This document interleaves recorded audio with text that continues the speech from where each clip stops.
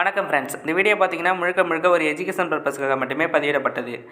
Company name பார்த்தீங்கன்னா delve engine India private limited. இந்த கம்பெனியில் என்ன மேனுஃபேக்சரிங் பார்த்தீங்கன்னா நம்ம காருக்கு யூஸ் பண்ணுற clutch tube, clutch pipe, fuel tube, fuel hose இதெல்லாம் மேனுஃபேக்சரிங் பண்ணுறாங்க. ஒர்க்லாம் பார்த்தீங்கன்னா ஈஸியாக தான் இருக்கும். இதில் வந்து வெயிட்டான பொருள் எதுவுமே கிடையாது.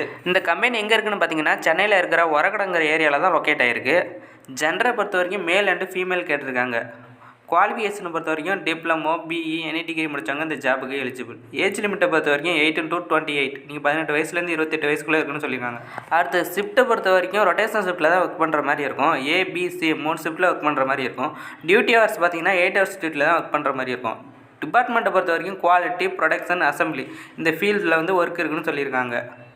அடுத்து பார்த்தீங்கன்னா பெனிஃபிட்ஸை பொறுத்த வரைக்கும் ஃப்ரீ ஃபுட் அண்ட் டிரான்ஸ்போர்ட் அவைலபிள்னு சொல்லியிருக்காங்க. உங்களுக்கு டியூட்டி ஹவர்ஸில் ஃபுட்டு கொடுத்துருவாங்க அண்ட் பேருந்து வசதி இருக்குன்னு சொல்லியிருக்காங்க. அடுத்து சேலரி டீட்டெயில்ஸ் பார்த்தீங்கன்னா 17,500 rupees ப்ரொவைட் பண்ணுறாங்க. அது இல்லாமல் நீங்கள் லீவ் பண்ணாமல் வந்தீங்கன்னா உங்களுக்கு அட்டன்ஸ் போனஸ்னு இருக்குன்னு சொல்லியிருக்காங்க. அட்டன்ஸ் போனஸ் பார்த்தீங்கன்னா 1,000 rupees ப்ரொவைட் பண்ணுறாங்க.